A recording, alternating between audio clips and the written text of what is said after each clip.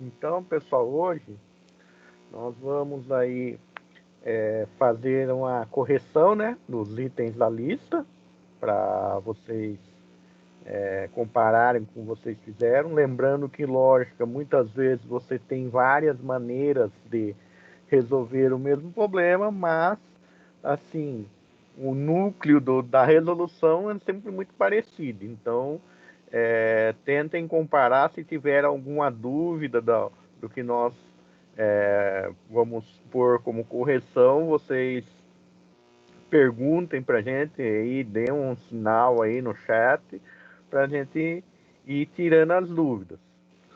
Nós subimos mais uma lista de exercício também que vai valer pelo plantão de dúvidas da tarde, né? Então, vocês sabem que nós temos as aulas da manhã, que são 4 aulas, e o plantão de dúvida da tarde está repondo 2 aulas. Então, vamos estar online, né? Vamos estar lá para o atendimento. Se vocês tiverem alguma dúvida de resolução também, vocês podem entrar em contato com a gente. Então, aproveitem o máximo aí esses momentos que a gente consegue estar conversando.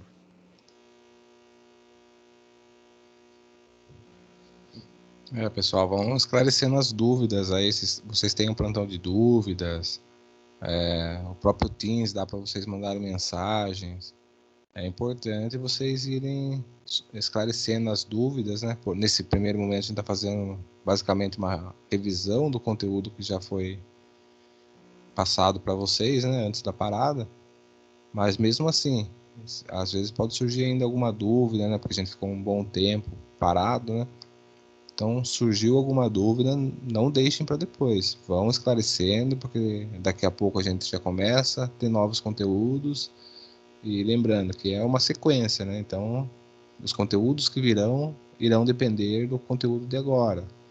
Então, é importante vocês não deixarem para depois essas dúvidas.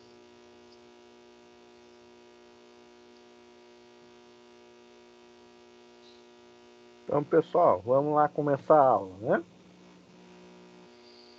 Então, a nossa agenda de hoje, nós vamos fazer a correção da lista, né? Falar um pouco do teste de mesa. Então, a próxima lista vocês vão fazer, escrever num documento Word para cada questão o algoritmo, né? Que vocês acham que é a solução do problema, e demonstrar se esse algoritmo funciona por meio do teste de mesa.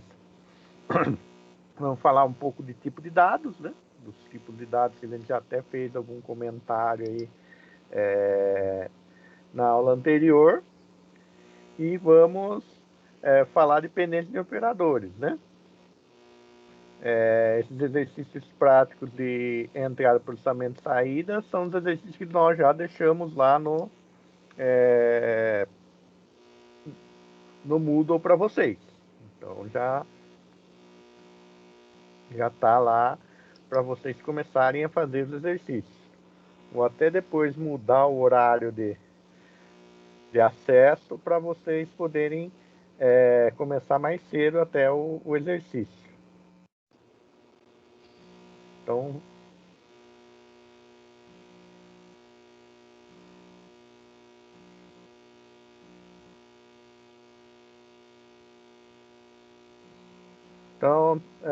Tainara, o que nós perguntamos foi a questão seguinte: se você teve alguma dificuldade de fazer o exercício na aula anterior, aqueles exercícios nós deixamos no Moodle, que a nossa prática de aula sempre vai ser assim: nós vamos fazer 4 aulas de manhã e 2 aulas à tarde vão ser para reposição de aulas. Então, nessas 2 aulas da tarde, nós vamos estar como fosse um plantão de dúvidas, vocês resolvendo essa pequena lista que a gente tem disponibilizado, né, para contar como presença dessa aula da tarde. E se vocês tiverem alguma dúvida, perguntem para nós, não deixem essa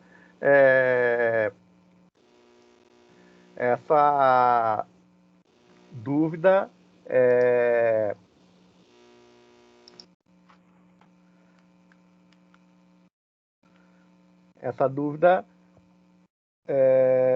tomar conta do dia a dia de vocês, certo? Melhorou o chiado, Tainá? Estão me escutando?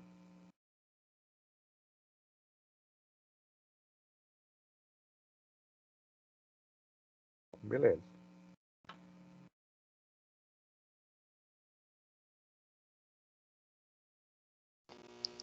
Foi o Vinícius que falou do chiado. Mas melhorou aí, Vinícius?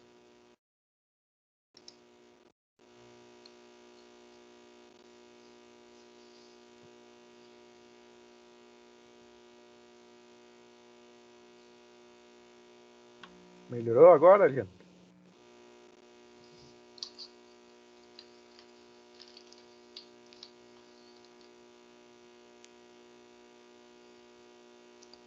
Vamos lá.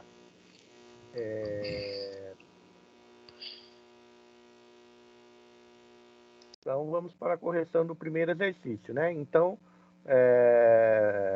vamos pegar aqui o enunciado do primeiro exercício, vou ler o enunciado e fazer a correção, né?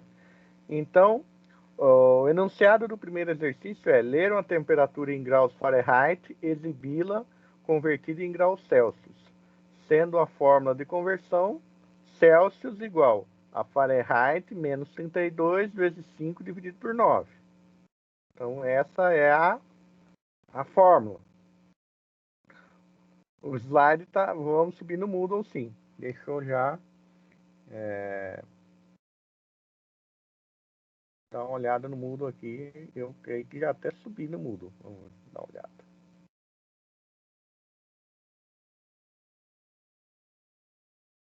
De aula. Vou subir no Moodle para vocês. Já gera o slide, já subo no Moodle para vocês. 2 minutinhos aí. Vamos lá.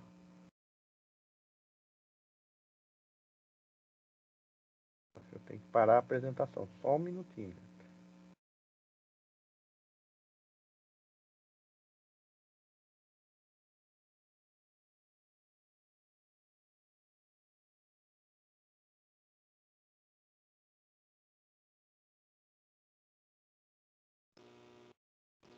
Oi, Hilton. Se você quiser dar continuidade na apresentação, eu subo lá no Moodle. A aula.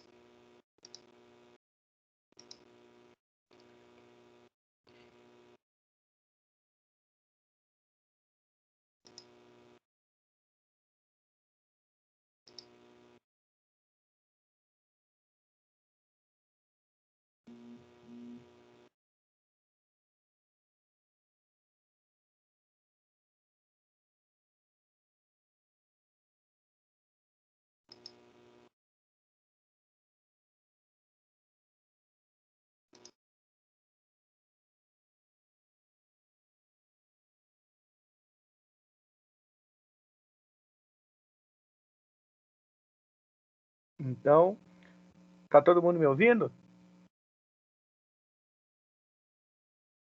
Pessoal, tá todo mundo... beleza. Estão me ouvindo? Então, beleza. Então, no primeiro exercício, né? O que nós fizemos? Temos que receber a nossa temperatura em Fahrenheit e converter em graus Celsius. Então, as minhas variáveis vão ser uma variável Fahrenheit, que vai armazenar a temperatura que eu vou receber do usuário, e Celsius, que é uma temperatura que eu vou fazer a conversão. O Celsius vai armazenar o resultado do meu cálculo. Então, aqui, a primeira linha vai ser para exibir a mensagem, né, para o usuário saber o que ele tem que fazer. A segunda linha, o leia Fahrenheit, aqui vai ser a minha entrada, né? Então, naquele processo que nós falamos, todo algoritmo tem entrada, processamento e saída, né? Então, aqui eu tenho meu processamento, Celsius igual a Fahrenheit menos 32 vezes 5 dividido por 9. E depois eu tenho o quê? A minha saída, a exibição da mensagem da saída. A temperatura convertida em Celsius e a variável Celsius, vai mostrar o conteúdo da variável Celsius para o meu usuário. Então, se eu executar esse programa aqui, é isso que vai acontecer. Dúvidas, pessoal?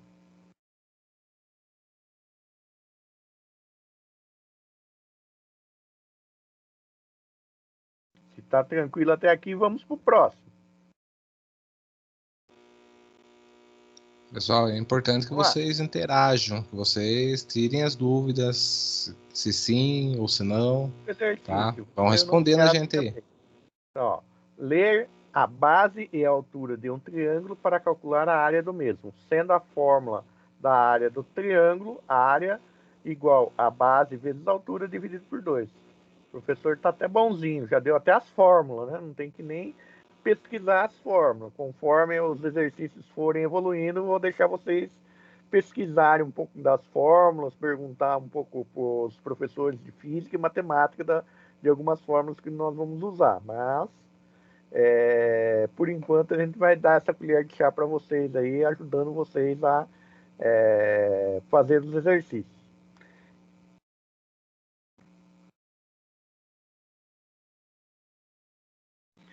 Não, Vitor, o 2 pontos no final ali é só uma mensagem, né? É só uma mensagem, é só por questão de estética da mensagem. Não precisa necessariamente pôr os 2 pontos. Marcos, não precisa pôr entrada, processamento, essas coisas. Eu pus no primeiro exercício só para vocês conseguirem enxergar o que é cada coisa no começo.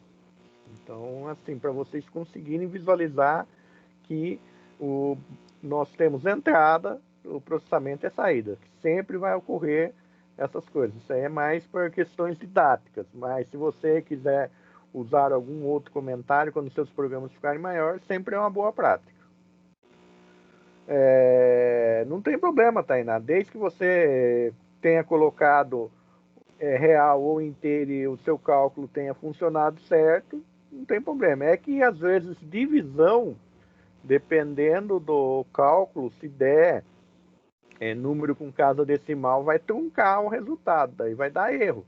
Então, por exemplo, 2,9 o seu resultado se fosse no real, se você puser divisão inteira, o seu resultado vai ser 2, né? E 2 para 2,9 é bastante diferente. Então, cuidado nessa questão do tipo de dado por causa disso, que dependendo do cálculo pode dar erro no cálculo.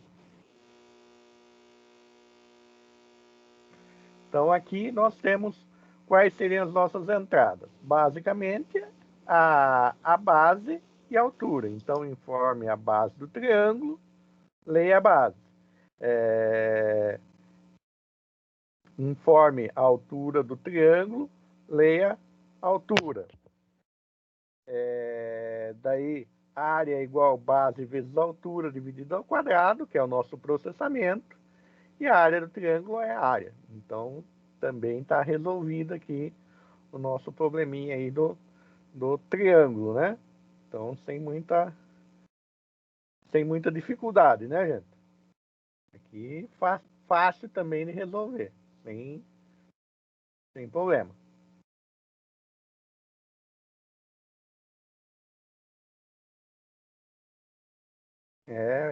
Realmente, é bem tranquilinho no começo, né? Então, a gente está fazendo uma volta aí bem progressiva para vocês conseguirem ir acompanhando e não se perder no meio do caminho. Então, o exercício 3 já é um pouquinho maior, né? Então, o exercício 3, o que ele pede? Ele pede para efetuar a leitura de 2 valores numéricos reais, aqui eu já até especifico o tipo de dado que eu quero, né? Então, tipo real, para as variáveis A e B, para calcular e exibir os resultados das 4 operações aritméticas básicas entre os 2 valores informados. Então, também é algo relativamente simples. Então, a nossa entrada seria A e B, né? E para eu armazenar o resultado dos cálculos, eu tenho que criar uma variável chamada soma, subtração, divisão e multi. Poderia dar outros nomes para as variáveis? Poderia. Mas, por padrão, nós costumamos dar nome às variáveis baseado na utilidade dela dentro do nosso algoritmo. Isso nos facilita depois a manutenção do algoritmo. E se você começa por nome muito aleatório para variável, na hora que você tem que fazer a manutenção do seu algoritmo, você não faz ideia o que cada variável está fazendo dentro do seu algoritmo. Então, é boa prática você dar nomes às variáveis conforme a utilidade dela dentro do algoritmo. Então, aqui nós fizemos a primeira entrada. Informe o valor de A. Leia A. Escreva, informe o valor de B. Leia B. Daí nós entramos na área de processamento. Então, soma igual a A mais B, subtração igual a A menos B, divisão igual a A dividido por B, e o multi é igual a A vezes B. Daí aqui, escreva a soma de A e B é soma, né? O barra N aqui, o vírgula barra N aqui, o barra N é um caractere de escape, né? Então, um caractere que vai gerar uma nova linha para vocês. Isso nós vamos dar uma relembrada hoje aí também. Porque se você não puser o caractere de escape aí, o barra N, por mais que você faça vários escrevas, na hora que você executar o seu programa vai aparecer tudo numa linha só. Milena, não tem problema, pode pôr entre parênteses, não tem problema nenhum. Geralmente nós usamos parênteses dentro de um cálculo em algoritmo pelo mesmo motivo que nós usamos na matemática, né? Para forçar aquela parte que está dentro do parênteses ser executada primeiro. Então, quando você tem lá uma determinada pendência de operadores, você quer mudar essa pendência, você usa o parênteses para o que está dentro do parênteses, nos parênteses mais internos, vai ser executado primeiro. Mas, assim, se você pôs parênteses em todos os seus processamentos, não tem problema nenhum, vai funcionar certo da mesma maneira, certo? A menos que a colocação do parênteses inverta a ordem de execução das operações, e essa inversão das ordens das operações faça com que o cálculo seja feito errado. Então, dependendo da situação, realmente você tem que ter cuidado com os parênteses.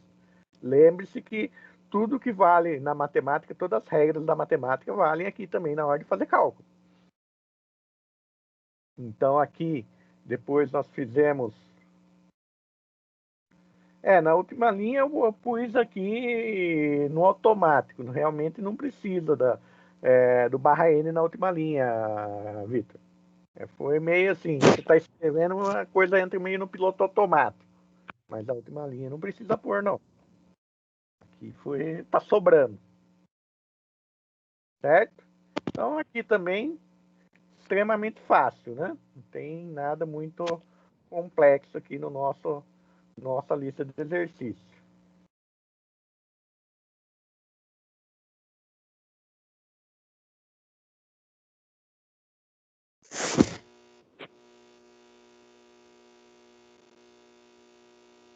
Pessoal, até aqui tranquilo, 4, pessoal? Né? Exercício 4 ele tem um pouquinho mais de coisa para pensar. Aqui eu já comecei a deixar vocês pensarem um pouquinho mais, né? Então aqui, ó, efetuar o cálculo do salário de um professor, onde é informado ao programa o total de horas trabalhadas e o valor da hora-aula.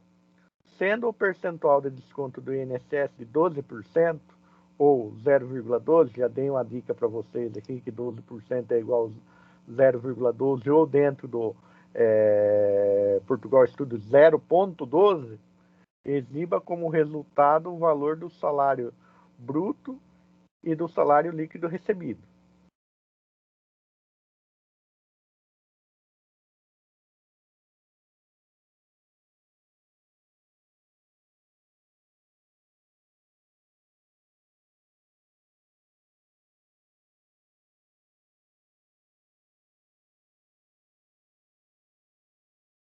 Então é só o Vitor que não está escutando, gente?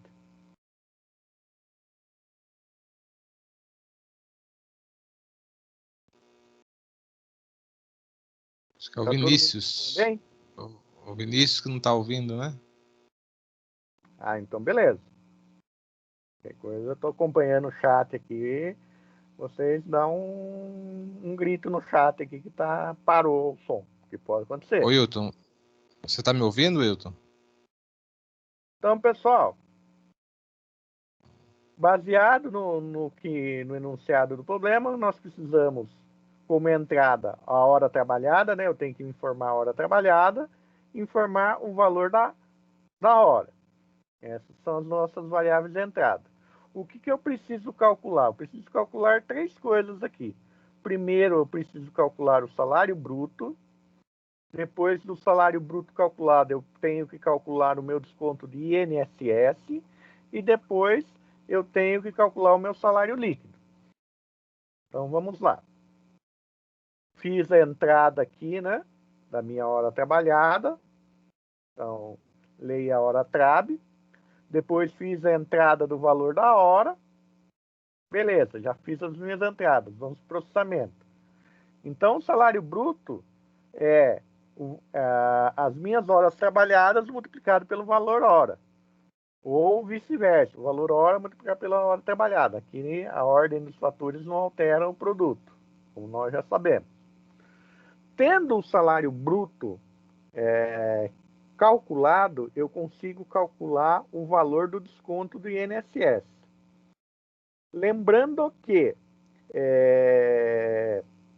dentro de programação eu não tenho um operador para calcular direto para mim a porcentagem, eu tenho que usar um pouco de conceito de matemática, lembrar que porcentagem seria uma parte de 100. Então, eu imagino lá um inteiro, divido em 100 partes, e quando eu falo 12%, eu estou falando que eu estou pegando 12 partes de 100 partes, que é o meu inteiro. Para eu descobrir isso, eu vou fazer a multiplicação do meu inteiro pela parte. Então, a minha parte é 12%, então 12% equivale a 12 dividido por 100, que dá 0,12, e eu vou multiplicar. Ah, professor, eu poderia fazer salário bruto vezes 12 dividido por 100? Sem problema nenhum. Isso pode ser feito também. Mas como a gente quer escrever menos, eu terminei fazendo aí 0,12. Mas nada impede que vocês façam salário bruto vezes 12 dividido por 100, ou no salário bruto vezes a porcentagem que vocês querem dividido por 100. Isso aí fica a gosto de vocês. Até porque se essa porcentagem fosse informada pelo usuário, você teria que fazer essa conta pelo usuário, né? Porque o usuário não vai informar 0,12, ele vai informar 12%. Aí você vai ter que fazer essa conta para o usuário, ele converter 12%, o 12 que ele informou para 0,12.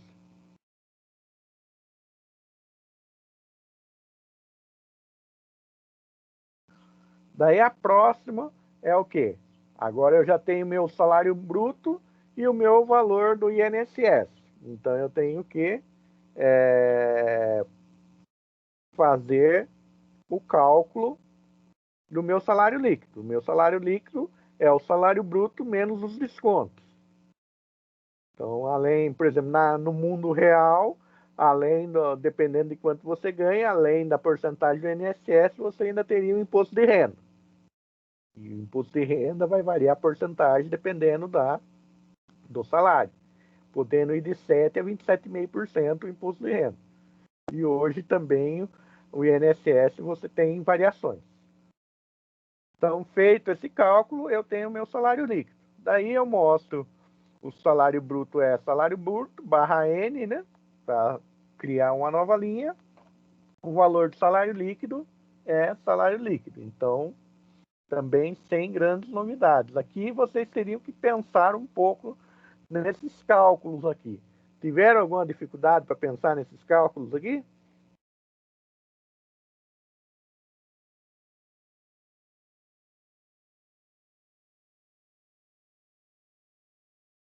Beleza, né? Beleza, beleza.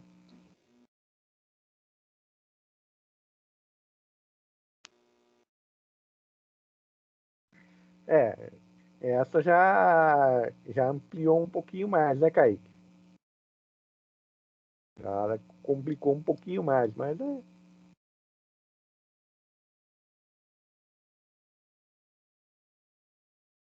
Por isso a gente sempre insiste com vocês que não fiquem com dúvidas, porque a tendência é a gente ir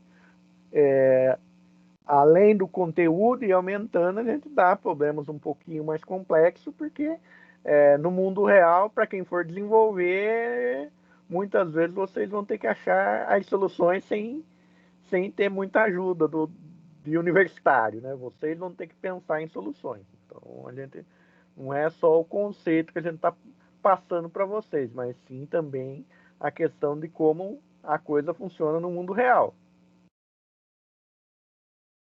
Pessoal, aqui é importante vocês conhecerem bem aí a estrutura, né, do programa. Lá, vamos ler o enunciado do exercício 5 para vocês. Efetuar a leitura do valor do litro de gasolina, distância total percorrida em quilômetros e o consumo médio em quilômetros. A partir desses valores, calcular e exibir a quantidade total de litros de gasolina gasto no trajeto e o consumo total de combustível. Então, beleza. Vamos lá. Então, nós temos aqui 3 entradas, né? Então, as nossas entradas é o valor do litro, a distância percorrida e o consumo. Então, fiz a entrada aqui do valor do litro, que chamei de val litro, né? Fiz a entrada da distância percorrida, que eu chamei de distância km, e fiz o consumo médio do veículo, que eu chamei de consumo. Então, para eu saber o total de litros que eu vou gastar, o que eu tenho que fazer? Eu tenho que pegar a minha distância e dividir pelo meu consumo. Então, por exemplo, eu vou de Itapetininga a Sorocaba. Então, de Itapetininga a Sorocaba eu tenho 50 quilômetros, por exemplo. É um pouquinho mais, mas eu estou arredondando para ficar mais fácil fazer conta. Então, 50 quilômetros de distância percorrida com consumo de 10 quilômetros por litro. Então, quer dizer, a cada 10 quilômetros o meu carro queima 1 litro de gasolina. Então, fazendo essa conta, eu vou ter aqui 5 litros consumidos, né? Então, o total de litros consumidos para ir de Itapetininga a Sorocaba com um carro que faz 10 quilômetros por litro, ele vou gastar 5 litros, certo? Então, total gasto vai ser o quê? O total de litros que eu vou utilizar, que eu vou queimar, né? Vezes o valor da gasolina. Digamos que a gasolina está, eu abasteci num posto um pouquinho melhor aí, Itapetininga, paguei R$ 4 o litro. Então, 4 vezes 5 são 20. Então, o meu total de gasto com gasolina são R$ 20. Então, gastei 5 litros de gasolina e o valor em dinheiro foram R$ 20. Se eu abasteci num posto um pouquinho melhor, que eu paguei R$ 4 o litro de gasolina. Então, essas seriam as nossas saídas aí, fazendo um teste de mesa de cabeça aqui.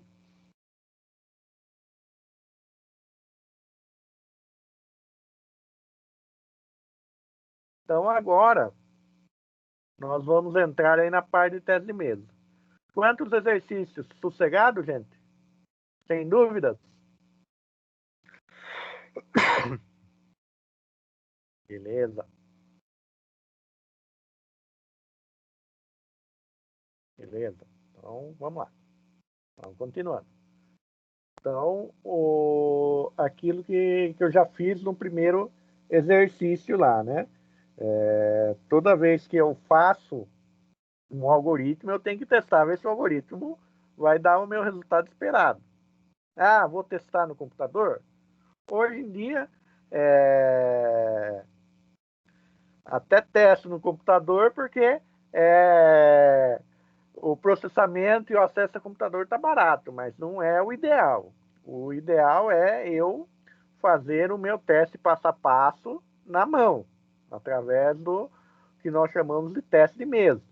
Então, o teste de mesa é eu pegar, executar manualmente cada instrução do meu algoritmo e verificar se a execução daquela instrução me deu o resultado esperado ou não. Então, isso é o meu teste de mesa. Então, lembrando aquele exemplo lá da primeira aula, da aula passada que nós tivemos. Então, eu tenho quatro notas, né? Eu quero receber 4 notas e quero calcular a média dessas notas. Então, basicamente, eu vou fazer o seguinte. Vou montar uma planilha com as minhas 4 notas, né? Montar aí indicando como fosse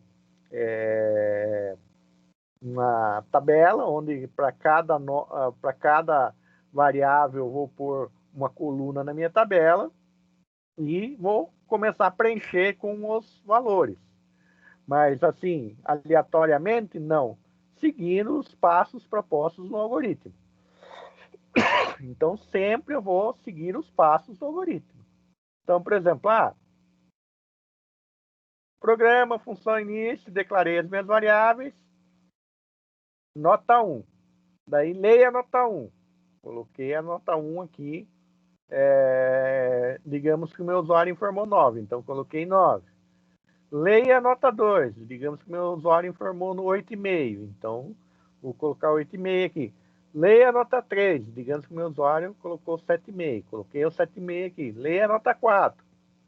Meu usuário informou 9 aqui. Daí eu tenho aqui o meu cálculo, a minha média, né? Então, somei nota 1 mais nota 2 mais nota 3 mais nota 4, dividi por 4. Então, fiz essa conta aqui.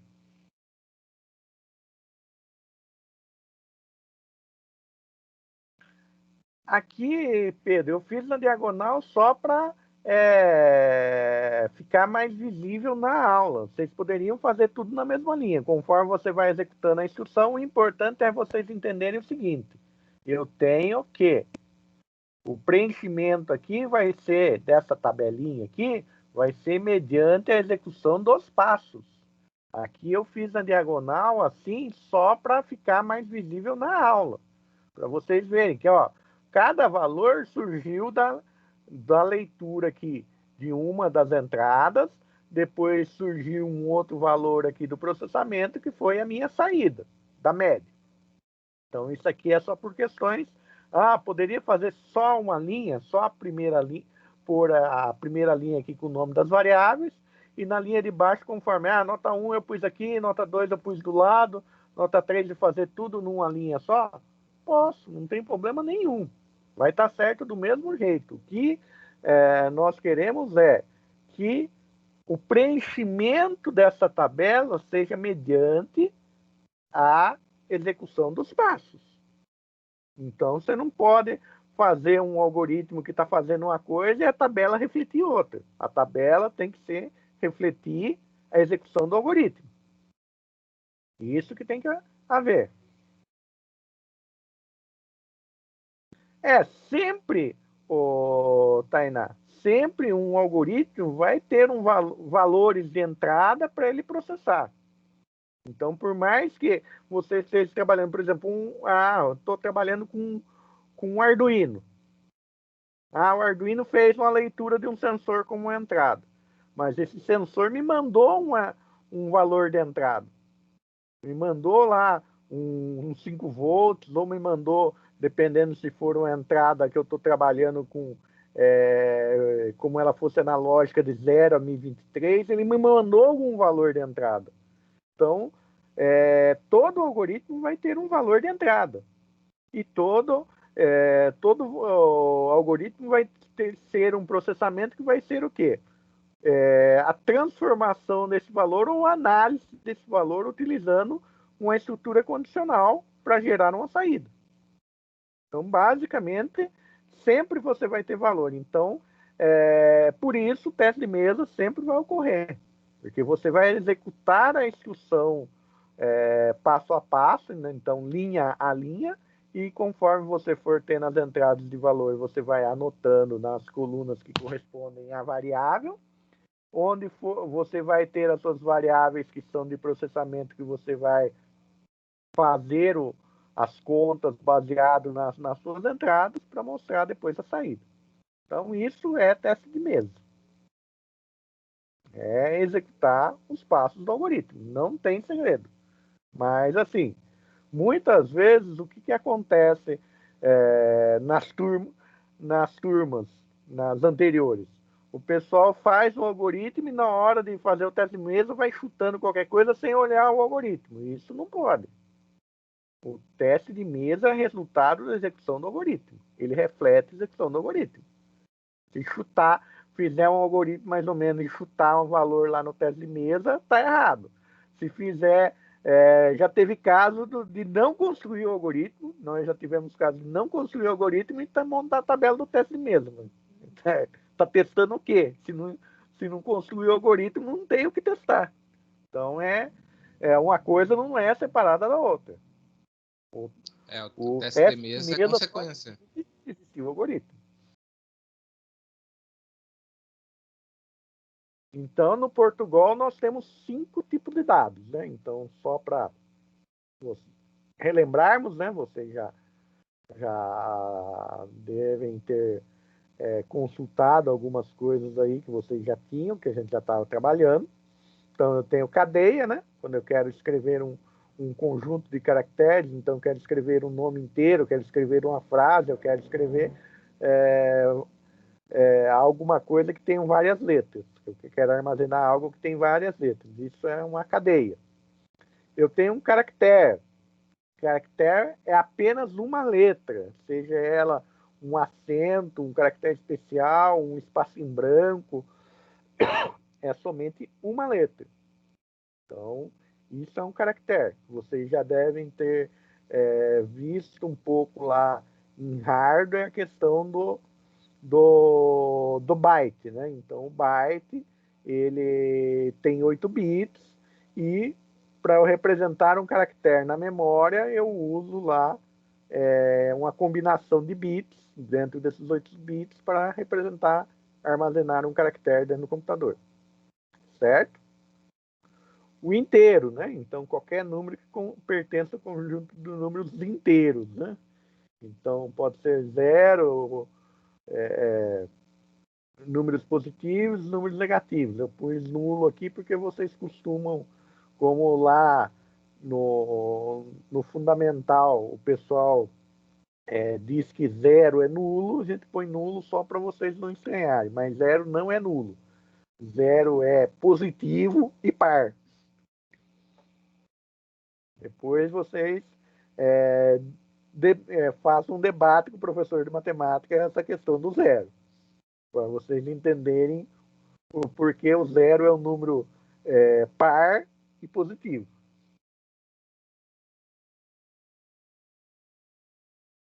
Rafael, vamos pensar no sistema bancário. Se você tiver R$0 na sua conta, o banco vai te ligar te cobrando?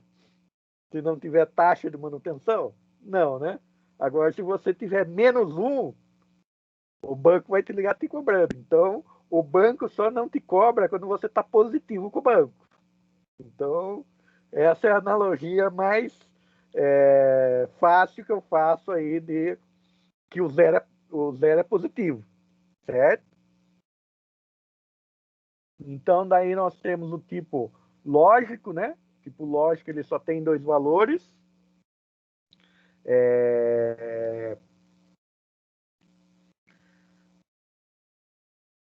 Que é o valor verdadeiro ou falso, true ou false, 1 ou 0. Então, 1 é verdadeiro, 0 é falso, porque é a maneira mais básica que o computador representa um valor. Realmente é algo que buga a mente da gente a questão do 0. Por isso eu estou falando para vocês, conversem, troquem ideia com o professor de matemática, que ele vai contar para vocês a história de como surgiu o 0. O 0 ele é uma representação que não é tão palpável para a gente. Por isso que ele sempre causa confusão, porque quando você está trabalhando com números que você consegue contar na mão, beleza, mas até porque a contagem surgiu através de contar pedras, contar, por isso que a disciplina se chama cálculo, porque o processo de contagem começou com a contagem de pedras. Pedras, uma das maneiras que se designa uma pedra é cálculo. Então, por isso se fala cálculo renal, uma pedra no rim. Então, converse um pouco aí sobre história matemática com o professor para vocês entenderem um pouco mais desses contextos. Beleza? E tem o número real também. O número real é o número onde eu tenho as minhas casas decimais. Lembrando que a parte decimal de um número dentro de programação, em vez da vírgula, eu vou usar o ponto. Então, quando eu quero falar 0,12, eu vou falar 0,12. Por quê? Porque as linguagens de programação foram desenvolvidas nos Estados Unidos e no sistema numérico americano se separa a casa das centenas com vírgula e a parte decimal com ponto. Eles fazem exatamente o contrário do que nós fazemos. Nós usamos o padrão francês de números, de representação de números. Então, onde nós separamos a casa das centenas com ponto e separamos a parte decimal com vírgula. Beleza, gente?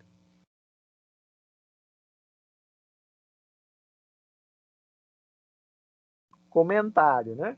Então, comentário, quando nós fazemos programas pequenos, os nossos exercícios aqui, pode parecer que não é muito útil o comentário, né? Comentário é algo que só vai fazer aumentar a minha linha de código. Agora, quando nós desenvolvemos programas do mundo real que tem alguns milhões de linhas e que são desenvolvidos a várias mãos, porque um programa, um sistema não é desenvolvido somente por uma pessoa, e sim por inúmeras pessoas, comentário é algo muito importante para deixar claro o que os trechos do programa estão fazendo. Então, dentro do mundo real, desenvolvimento real, quando vocês começarem a fazer algum estágio na área de desenvolvimento, ou vocês começarem a trabalhar fazer o estágio na fábrica de software lá junto com o professor Danilo, vocês vão ver que não dá para trabalhar sem comentário. Porque senão depois, até você entender o que o programa está fazendo, é algo bastante complexo, né? Então a ideia é documentar o que o seu programa está fazendo, que as partes do seu programa está fazendo. Então eu posso fazer comentário de duas maneiras. Comentário de uma linha só, onde eu vou ter barra barra e tudo que eu escrever na frente daquela barra barra, o meu compilador vai entender que não é para tratar o que está na frente do barra barra, e vou ter o comentário de várias linhas, que começa com barra asterisco e encerra com asterisco barra. Então, o que tiver no meio desse conjunto de caracteres, o que tiver envolvido por esse conjunto de caracteres, meu programa vai olhar e vai dizer que isso é um comentário e ele não precisa tratar tudo isso. Então, quando vocês forem fazer comentários, vocês tenham essa consciência. Quero fazer comentário de uma linha, eu vou usar barra barra. Querem fazer comentário de várias linhas, eu vou usar barra asterisco, asterisco barra. Mas isso, cada linguagem de programação vai ter uma sintaxe diferente para você fazer um comentário. Então, o conceito comentário nós estamos expondo para vocês. Estamos expondo a importância do conceito comentário, mas dependendo da linguagem de programação, vai ser o modo como você faz um comentário, o caractere que você usa para comentário, certo, gente?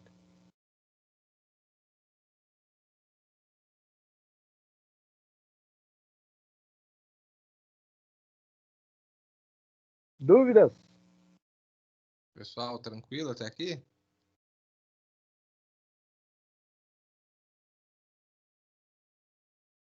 Pessoal, lembrando, o comentário ele é uma boa prática, tá? como perguntaram lá na atividade, é obrigado por // entrada, // processamento? Não, não é obrigado, mas é uma boa prática. Todo comentário dentro de um software serve para vocês identificarem alguma parte do seu software, o que aquela parte está fazendo. Então, isso ajuda depois a nós mesmos a tratar o nosso código. Uma coisa é o que nós estamos fazendo aqui, né? Que é vocês estão fazendo códigos pequenos. Aí depois, quando a gente começar a crescer os scripts, aumentar o algoritmo, aí vocês vão ver que a gente começa a se perder se vocês não comentarem. Então é importante criar o hábito de comentário. Então vão comentando o código de vocês, o que está fazendo. É uma documentação, como se fosse uma primeira documentação do software de vocês, do algoritmo de vocês. Tá? Então já vão adquirindo essa prática aí de comentar o código, que pode ajudar muito vocês no futuro, tá? Porque por mais que sejam vocês que criem o algoritmo, chega um momento que é tão grande o algoritmo de vocês que vocês acabam se perdendo. Imaginem se vocês pegarem código de outra pessoa, que pode ocorrer na vida profissional de vocês. Ou de repente a gente faz uma atividade aí com vocês, olha, agora cada um vai pegar o algoritmo do outro, verificar o que está fazendo e propor alguma solução ou modificar alguma coisa. Aí vocês vão começar a ver a importância do comentário. O comentário ajuda depois vocês a identificarem o que aquele código está fazendo. Tá? Então é bom já criar o hábito. Beleza, gente? Então vamos continuando aqui. Character Escape, né? Então, Character Escape é aquilo que nós falamos para vocês. São caracteres que têm uma função específica de formatação de texto. Então, isso é um Character Escape. Isso existe no HTML, existe em todas as linguagens de programação. Então, quando eu quero formatar um texto, muitas vezes eu preciso colocar um Character Escape. Por mais que muitas vezes eu não enxergue, todo programa usa esse conceito de Character Escape. Então, por exemplo, estou digitando um texto no Word, dei um Enter para ir para a próxima linha, estou fazendo um monte de coisa, dando parágrafo, dando tabulação, fazendo um monte de coisa dentro do Word. Por mais que eu não veja isso explicitamente no Word,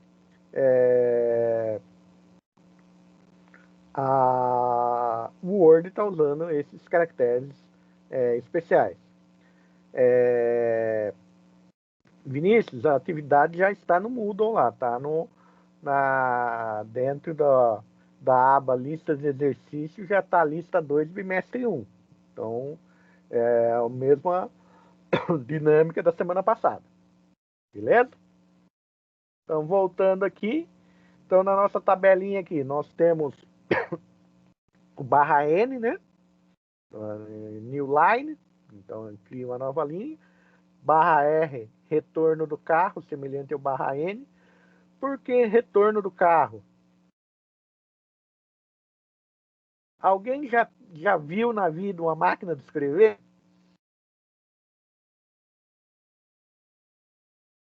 Vocês nunca viram uma máquina de escrever. Um dia eu vou levar uma na escola, nós estamos montando um museu da tecnologia, eu vou ver se eu consigo levar uma máquina de escrever real lá na escola. Na hora que o cara termina de digitar a linha, ele tem lá uma alavanca que ele puxa para voltar. Então, aquele voltar para ele começar a escrever outra linha, aquilo lá se chama retorno do carro. Então, esse retorno do carro é algo da máquina de escrever. Por isso que existe. /T, tabulação horizontal, né? Então, quando eu quero trabalhar com textos tabulares. // para exibir a própria barra. /cifrão para exibir o símbolo do cifrão, né? Aspas simples para mostrar aspas simples.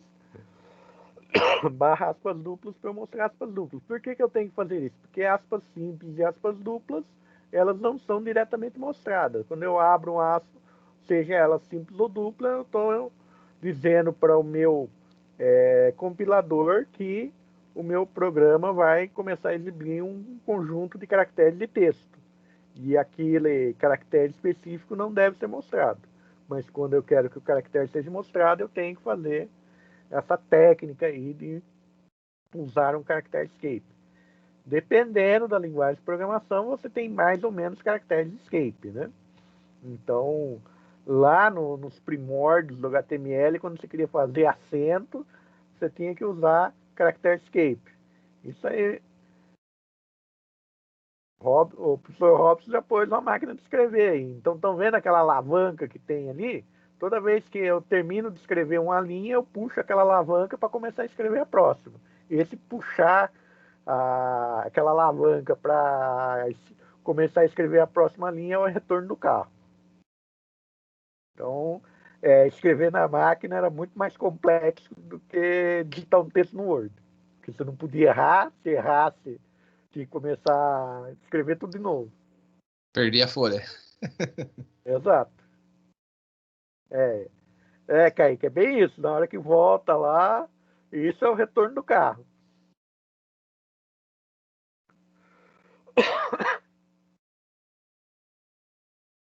Pensar que na nossa época um diferencial era o curso da datilografia, né, Robson?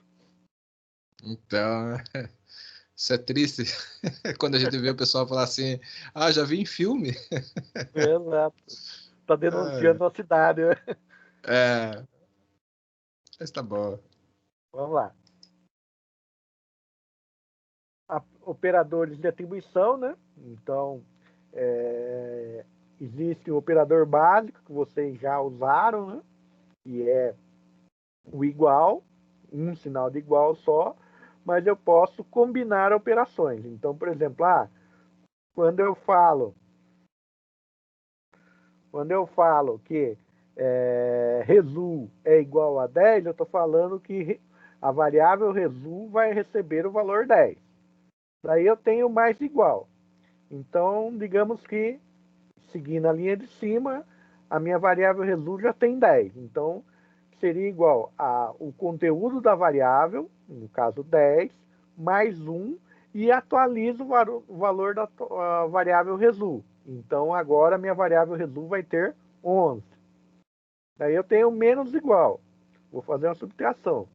Digamos que a minha variável resu anteriormente já estava em 11, né? Então, resu é igual a resu menos 1. Então, em vez de eu ter 11, agora eu passo a ter 10 novamente, porque eu fiz um menos igual. O vezes igual é a mesma coisa. Então, digamos assim, minha variável resu tem 10 vezes 2 aqui. Então, se eu fizer resu vezes igual a 2, vai ser a mesma coisa que pegar o conteúdo da variável resu, multiplicar por 2 e atualizar a variável resu. Então, agora minha variável resu tem 20.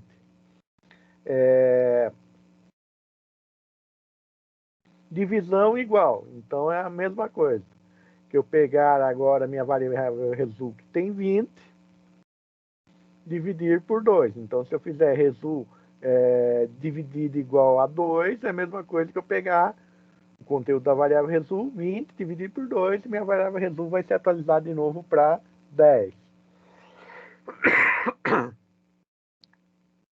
Sinal de porcentagem igual. Então, quer dizer que eu vou fazer o módulo. Vocês lembram o que é o módulo? Nós já debatemos em aula o que é módulo, mas vocês lembram o que é módulo?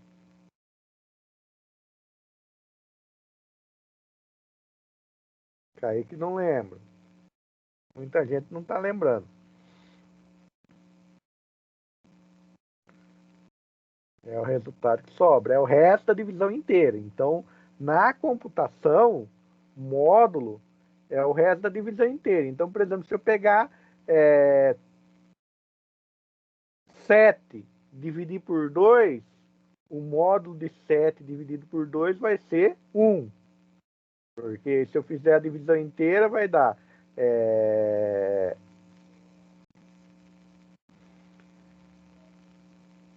7 dividido por 2 vai dar 3 no resultado e vai sobrar 1, certo? Se eu continuar com a divisão, eu vou obter 3, alguma coisa, certo? Mas se eu... Exato. Então, eu não quero chegar a 3,5. Eu paro na parte inteira. Então, o módulo resultado de 7 dividido por 2 vai ser 1. Porque é aquele 1 que sobrou lá na primeira divisão inteira. Beleza? Então, o módulo é o resto da divisão. E isso difere um pouco na matemática. Porque módulo na matemática é quando você quer pegar um número e quer ignorar o sinal dele. Então, se você puser, tem lá o sinal, uma barra a 90 graus, põe um número negativo lá, fecha a barra a 90 graus, isso é módulo na matemática. Daí, quer dizer que esse número sempre vai ser ignorado o sinal. Vou trabalhar com esse número puro. Então, é um pouco diferente. Para nós, esse conceito se chama absoluto. Valor absoluto, ou ABS. Mas aí, mais para frente, a gente vai tratar um pouco mais desse assunto aí, dependendo dos exercícios que nós passamos para vocês. Certo, gente? Então, lembrem-se, na computação, módulo é o resto da divisão inteira. Então, digamos aqui, eu estou com 10. 10 módulo 2. Em resumo, eu vou ter 0, porque resto da divisão inteira de 10 por 2 é 0. Beleza? E a atribuição com concatenação. Concatenação é uma operação que eu faço em cadeia de caracteres. Eu quero juntar várias cadeias numa cadeia só. Daí eu faço concatenação. Então, junto texto A com mais texto B. Ou eu junto o conteúdo da variável de texto A com o conteúdo da variável de texto B. Então, isso é uma operação de concatenação. Mas a gente não vai usar muito isso no dia a dia.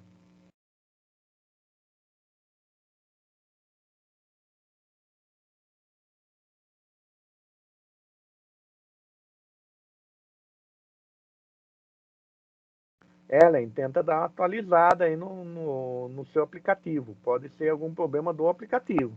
Às vezes velocidade de conexão, porque acho que todo mundo está vendo a aula normal aí, pelo menos ninguém reclamou até agora.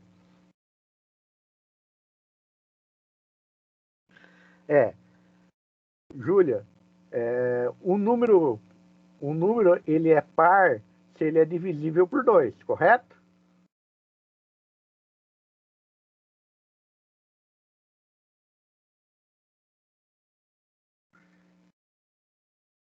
Então qualquer número, módulo 2, o resto, o resultado dessa operação sendo 0, esse número é par. Entendeu?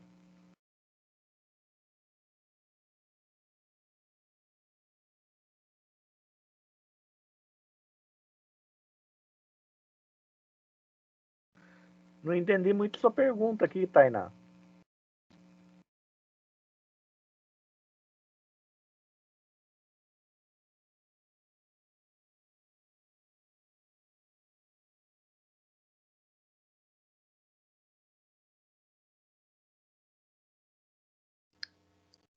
Pessoal, tenham em mente que o módulo é sempre o resto da divisão. A divisão é por números inteiros. Então, aqui no módulo não tem, por exemplo, qual é o módulo de 2 por 7? Não tem como dar 3,5, tá? Vai dar 3 e o módulo vai ser 1, porque vai sobrar 1, tá? Então, aqui não tem casas decimais. Então, tenha em mente isso daí. Então, sempre o mod vai ser o resto da divisão. Tá? Então, lá em Resul, se for 7, o mod 2 vai ser 1. Tainá, por exemplo, se você puser 4 mod 2, o resultado vai ser 0.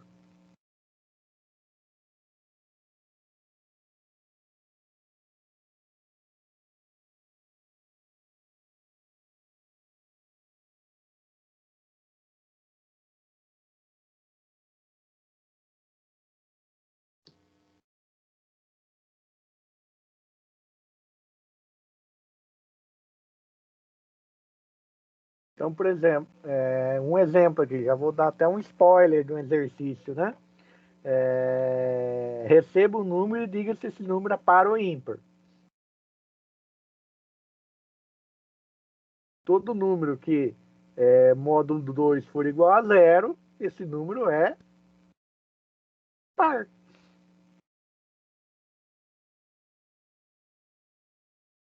Então, todo número par, se fizer uma operação de módulo dele por 2, que vai ser, e o resultado dessa operação for zero, esse número vai ser par. Isso vale para todos os casos. Podem fazer aí operação com todos os números possíveis. Certo?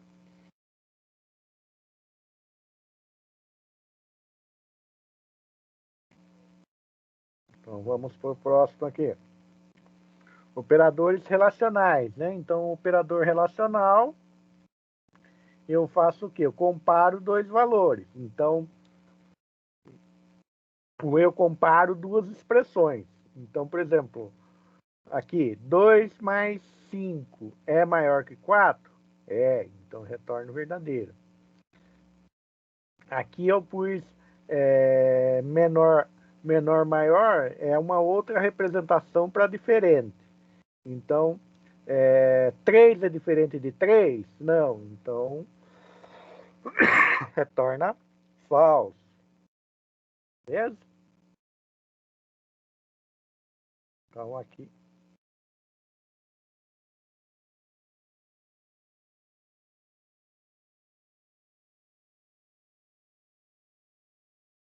Vinícius, usa do mesmo jeito na matemática os relacionais ou o módulo?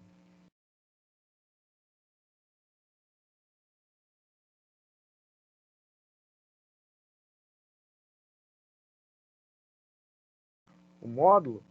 Na matemática, o módulo é um pouco diferente. É aquilo que nós explicamos para vocês. Conceitualmente, módulo na matemática é você ignorar o sinal. Agora, no português estruturado, o módulo é o resto da divisão. Não só no português estruturado, nas linguagens de programação também.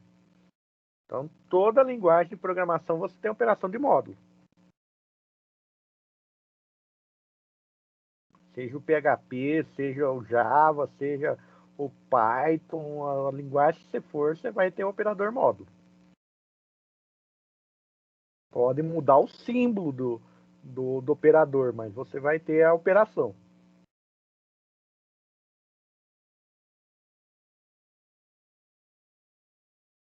Aqui nos relacionais, operadores relacionais, dentro das linguagens de programação praticamente vão ser todos os mesmos, né?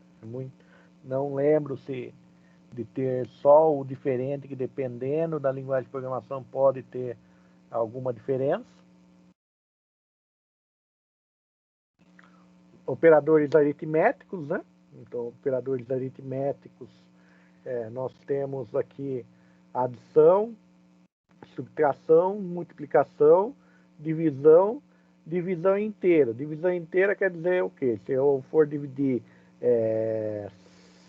7 por 2, em vez de eu pegar como resultado 3,5, eu vou pegar como 3, porque a divisão inteira descarta a parte decimal da minha divisão, certo? E temos o módulo aí, que é o resto da divisão. Então, esses são os operadores. No caso do Portugal Studio, se você declarar um número como inteiro, uma variável como inteira, as operações que vão ser feitas, inclusive divisão, vão ser inteiras. Então, eu já vou fazer esse descarte da parte decimal se eu declarar as variáveis que eu vou trabalhar como inteiro.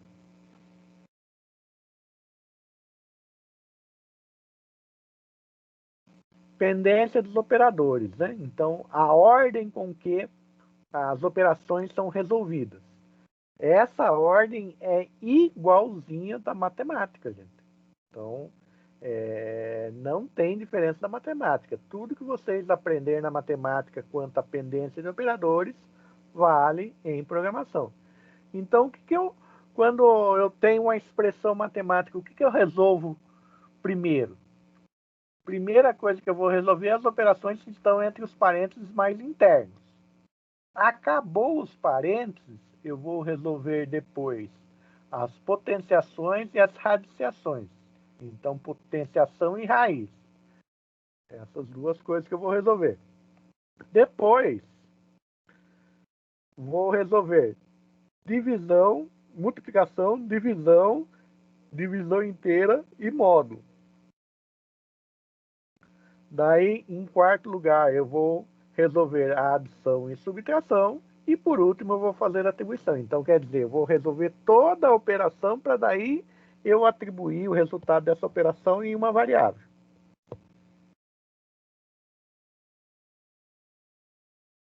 Certo, pessoal?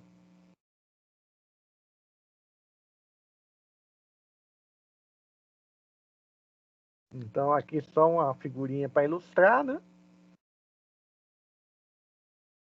Uma figurinha para ilustrar aqui a nossa pendência, né? Então, primeiros parênteses, potenciação, radiciação, divisão, multiplicação e, por último, adição e subtração.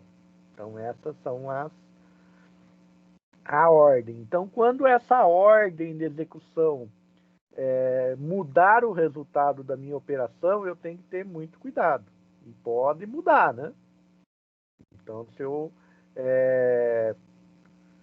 dependendo do que eu fizer, por exemplo, calcular a média. Se eu calcular a média sem usar o parênteses, o que vai acontecer? Se eu puser nota 1 mais nota 2 mais nota 3 dividido por 4 sem parênteses. O que o computador vai fazer? Ele vai pegar a nota 4 dividir por 4 e depois somar as outras 3 notas. Então é isso que o computador vai fazer. Se eu quero primeiro somar as 4 notas para depois dividir, eu tenho que pôr a operação das 4 notas entre parênteses. Então ele vai resolver todas as somas que estão dentro do parênteses para daí depois dividir. Então, o parênteses na computação tem a mesma função que tem na matemática. Ah, professor, mas dentro da computação vocês têm chaves, tem colchete, tem toda aquela pendência igual existe na matemática? Não. O que nós temos? Nós temos a questão dos parênteses. O que tiver mais interno vai ser resolvido primeiro. Então, quanto mais interno eu tenho um conjunto lá de parênteses, eu tenho uma operação no meio, depois dessa operação no meio, eu vou ter mais um conjunto de parênteses com algumas operações. Então, vou resolvendo sempre de dentro para fora na questão dos parênteses, porque chaves, vocês viram que é um caractere reservado para delimitar estruturas, né? Então, vocês viram aí no Portugal Studio que ele abre a estrutura programa e fecha a estrutura programa e abre e fecha a estrutura aí da função principal. Então, dentro de programação isso também ocorre, então vocês já viram que chaves é um caractere especial nesse sentido, ele faz parte da estrutura do programa. E o colchetes também é um caractere especial porque ele vai criar uma estrutura dentro de programação que nós chamamos de array, ou vetor ou matriz, ou uma outra estrutura mais moderna chamada de lista. Então, toda vez que o compilador encontra um colchete, ele vai tratar o que tiver dentro do colchete ou com um array, que seria uma matriz ou um vetor, coisa que nós vamos ver aí ao longo do curso, ou uma lista. Uma lista de coisas que tem, uma lista geralmente tem uma estrutura tipo chave e um valor. Então eu posso ter várias chaves, vários valores dentro de uma lista. Mas isso é coisa que vocês vão estudar mais a fundo aí no decorrer do curso. Então, por isso, por ser representado estruturas de programação utilizando as chaves e o colchete, por isso a gente não usa chave e colchete na representação matemática. A gente usa só questão dos parênteses mesmo.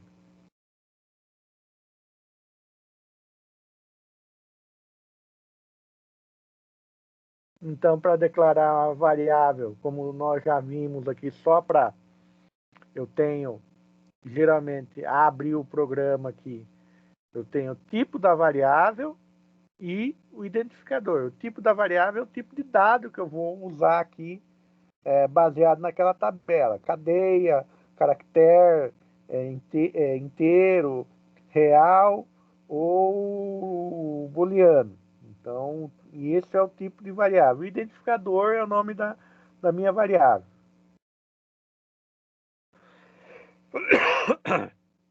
Certo? Então, coisas que vocês já fizeram. A gente só está reforçando aqui. Vocês já fizeram tudo isso dentro da lista de exercícios. Eu só tenho uma coisa aqui que é bastante importante nós termos em mente.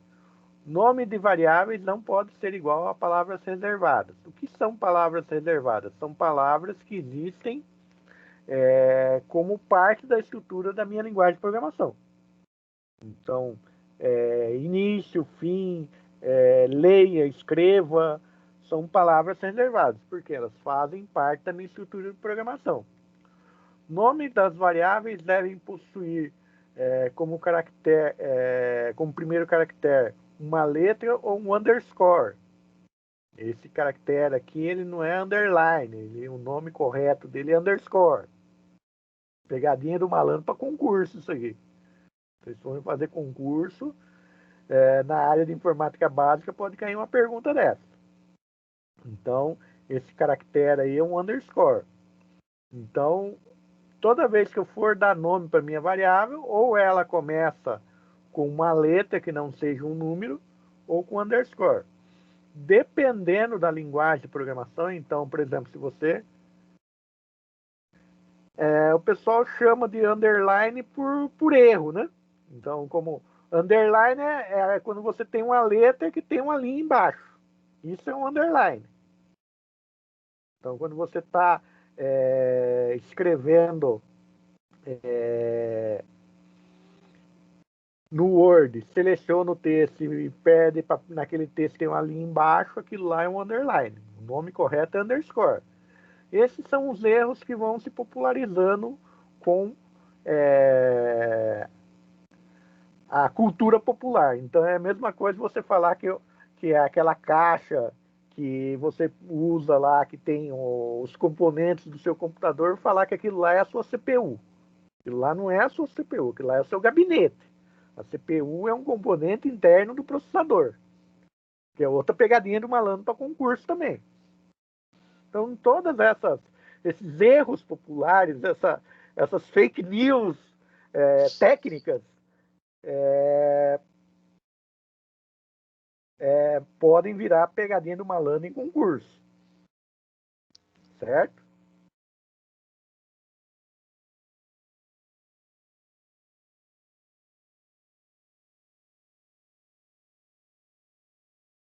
O underscore, dependendo da linguagem de programação, por exemplo,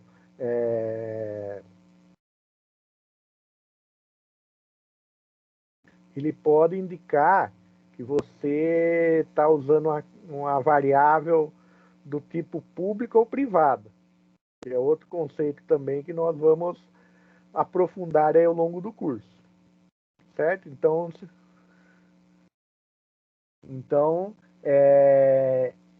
no caso de linguagens específicas igual o Dart, quando você está usando uma linguagem de programação chamada Dart, quando você usa um underscore na frente da variável, você está dizendo que aquela variável, o escopo daquela variável é local.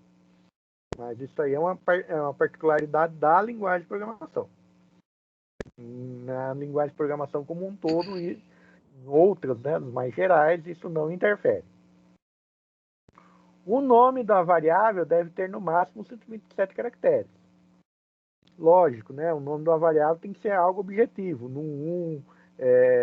total, algo que indique o que a variável está fazendo, mas não necessariamente ser um romance, né? Porque 127 caracteres não é o nome de variável, já dá para escrever um romance, né? Já dá para escrever um tweet, né?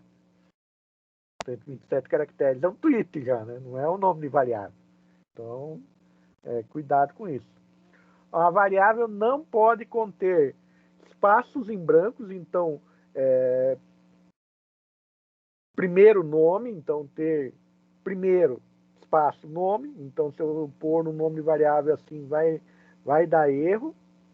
E não pode ter caracteres especiais, então não posso ter acentos no nome das minhas variáveis. Os professores de português brigam para vocês colocarem acento e nós vamos brigar com vocês para tirarem os acentos. Palavras reservadas, Milena, são palavras que fazem parte da estrutura da programação. Então, por exemplo, leia faz parte da estrutura da programação, escreva faz parte da estrutura da programação, programa faz parte da estrutura da programação, função faz parte da estrutura. Tudo que faz parte da estrutura de programação é uma palavra reservada.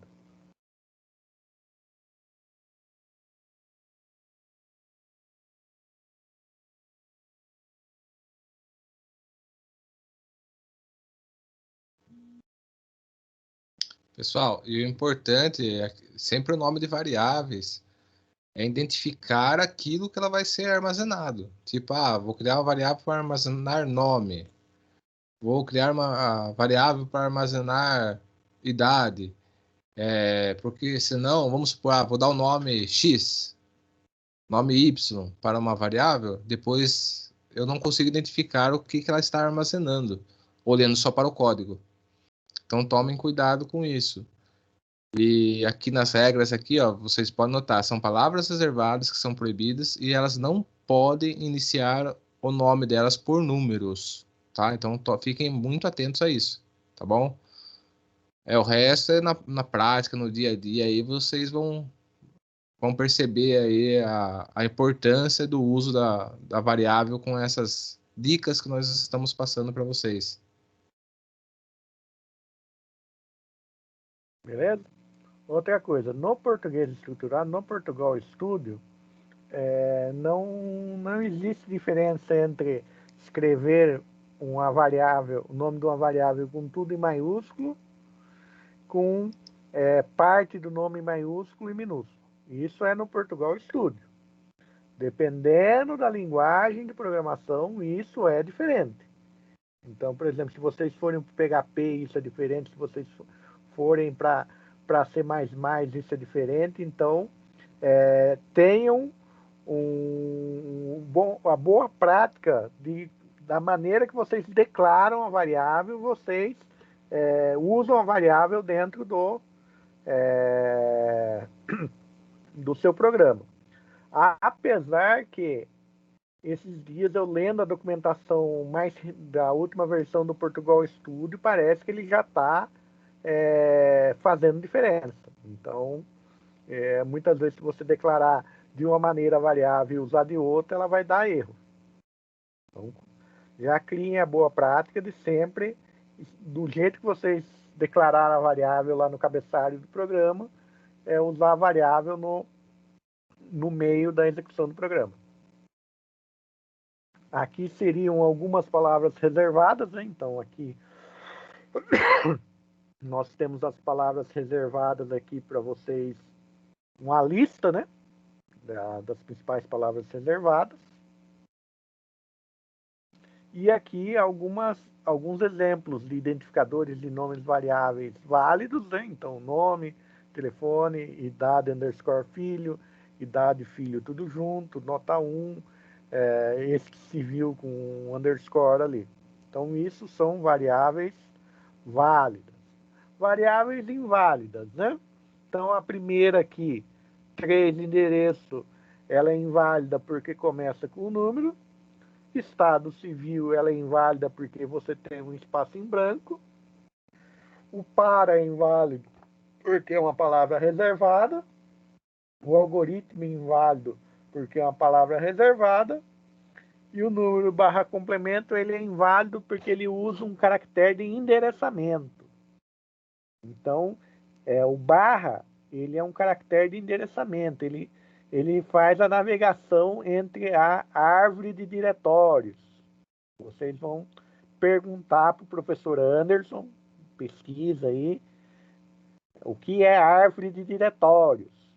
Então, mesmo no Word, quando você vai salvar um documento e puser um sinal de barra, o Word não vai deixar você salvar o documento. Porque o caractere barra ele é um caractere reservado à navegação na árvore de diretório. Então, perguntem para o professor Anderson lá e para os professores. Quem dá aula de sistemas operacionais, de SO para vocês?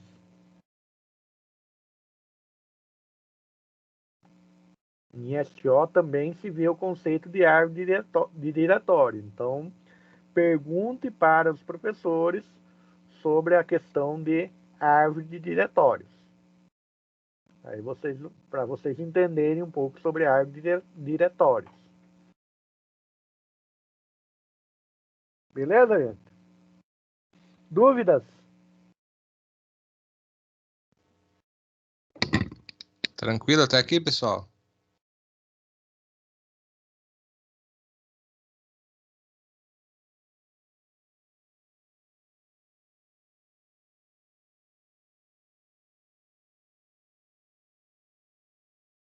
Então agora nós vamos continuar online, mas vamos deixar vocês aí já começarem a trabalhar na lista de exercícios que nós já disponibilizamos. Então já está no Moodle, são 5 exercícios da mesma maneira. Só que essa semana vai ser um pouco diferente.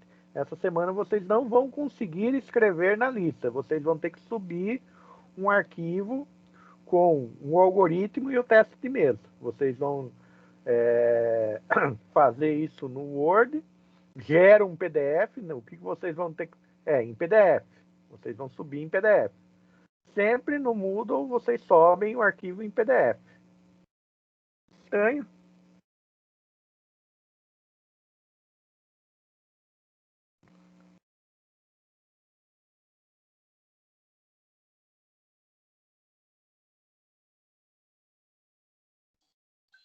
Professor, Oi.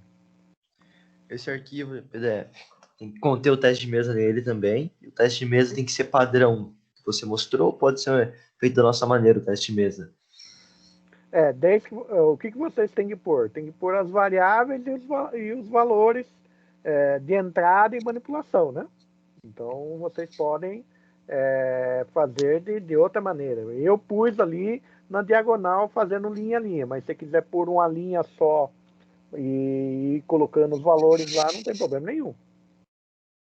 Entendi. Deixa eu... Espera aí.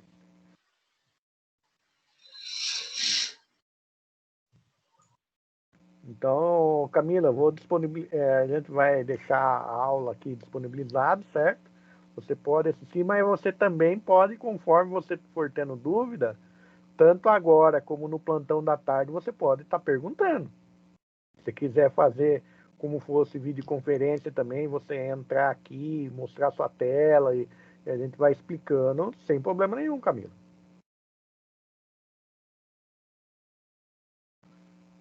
Eu acho que tem como enviar foto, sim. Dá para enviar foto no chat, sim. Eu nunca testei, mas dá para enviar. Tem, sim. Tem um anexar aqui. O anexar deve dar para mandar foto. Ah, no Moodle. No Moodle você pode mandar foto, sim. Tranquilo. No Moodle, PDF, foto, essas coisas dá para mandar. Os valores são declarados por vocês. Vocês vão fazer como vocês estivessem executando, porque quando vocês executam um programa lá no Portugal Studio, você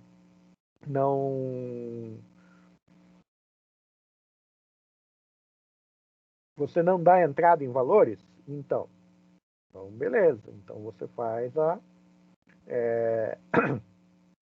faz como você estivesse fazendo a entrada no Portugal. Beatriz, existe uma opção que você pode baixar no seu celular chamado WPS Office. Não sei como está de espaço seu celular, mas se você tiver um espaço razoável no celular, existe uma opção chamada WPS Office que é igualzinho o Word. Funciona em Android. E isso se você não tiver muito apertado de espaço, mas você pode fazer no papel, fotografar e mandar, não tem problema nenhum. Pode fazer no caderno, daí você bate uma foto e manda lá tranquilo. Tá, pessoal? Quem tiver aí com dificuldade, tranquilo.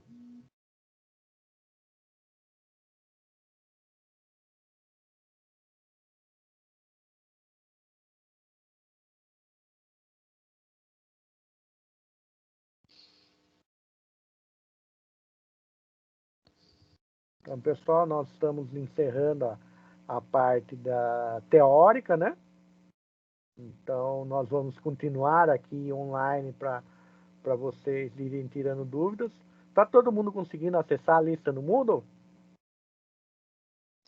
Teve alguns aí falar que não estavam vendo a lista.